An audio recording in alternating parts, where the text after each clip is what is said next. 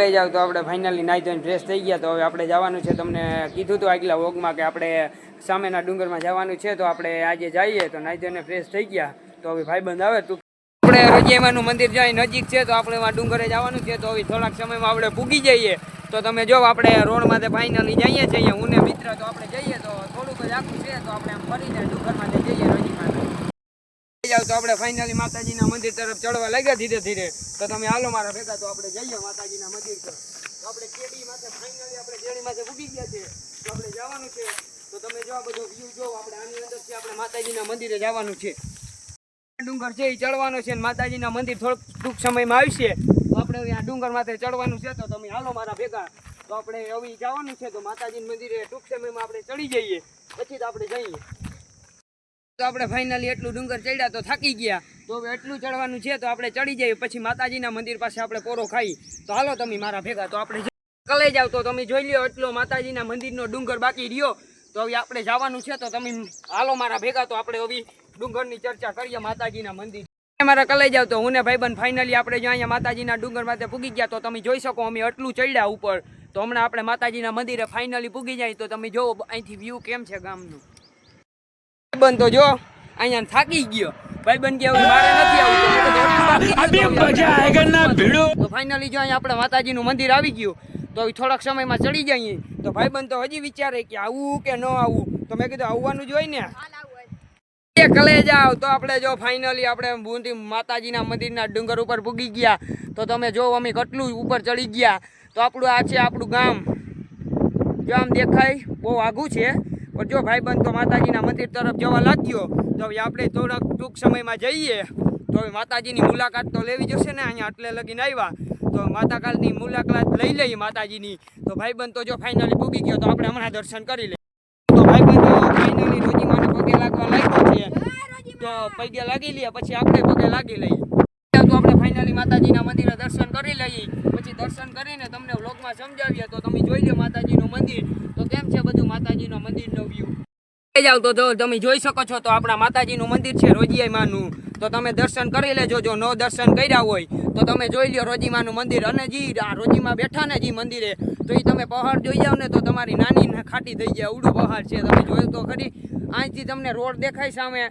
અમે અહીંયા હતા. અહીંયાથી એટલું હાલીને આવ્યા. તો હજીમાં આપણે ગણેશ બાપાનું મંદિર છે. તો અહીંયા જઈએ આપણે.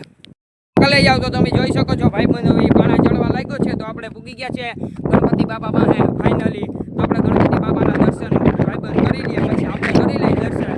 પછી દર્શન કરીને અરે અહીંયા તો જો ભાઈ પવન તો જો તમે ખાલી પવન જ એવો આવે કે આપણી શું કહેવાય મીસ કે કેવું કહેવાય આપણે ઉડી જઈએ એવો પવન આવે. તો ભાઈ જો પૈને લાગી લીધું. તો આપણે ફાઇનલી હમણાં લાગી લઈએ. તો તમે જો બહારનો વ્યૂ કેમ છે. તો આપણે અહીં માતાજીના મંદિર જેટલું આવી ગયા. તો હવે આપણે ઉતરવા ટાણે તો આપણી નાની ખાટી થઈ જવાની છે. તો આપણે ફાઇનલી ગણપતિ બાપાના દર્શન કરી લીધા. તો હવે દર્શન કરી લઈએ. તો પછી હવે આપણે માતાજીના મંદિરમાંથી હવે ટૂંક સમયમાં જશું નીચે. તો હવે તમે જોજો નીચે જઈએ. તો નીચે જશું તો લગભગ 5-6 ફેરે આપણે પડશું તો ખરી. પણ થોડું ઘણું તો થઈ જશે. તો શું કે મારા કલાઈ જાવ. તો આવજો આપણે જઈએ નીચે. વ્લોગમાં તમને કહું હમણાં. તો તમે જોઈ શકો છો આપણા ખાઈનું કામ હાલે છે. તો એ ખાઈને આપણી જ છે.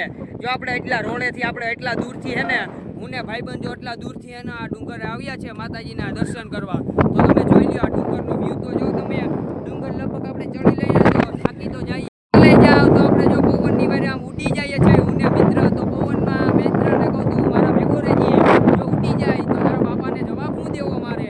તો શું કે મારા કલાઈ જાવ. તો આવજો આપણે હમણાં નીચે થોડાક સમયમાં ઉતરીએ. તો તમને જાવ તો જોતો ખરી ભાઈબંધ તો જો હાલવામાં ફળો રહ્યો. તો ભાઈબંધ તો જો એટલે લગીને ભૂગી ગયો ને ભાઈબંધ લહરે એટલી ફેરે જો તો ખરી ફળવા માટે હે ભાઈબંધ અટાણે.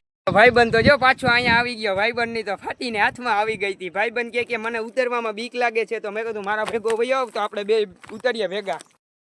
ધીરે નીચે ઉતરવા લાગ્યા હું ને ભાઈબંધ. તો તમે જોઈ શકો છો આપણા માતાજીના મંદિરના તમને વ્લોગમાં દર્શન કરાવ્યા. અને જો આપણે હવે ફાઇનલી માતાજીનું મંદિરમાંથી નીચે ઉતરવા લાગ્યા. હમણાં હું પડતા રહી ગયો. ગયો જો ભાઈબંધની હાલત તો જો. ભાઈબંધ તો લસડીને ગોથું મારી ગયો.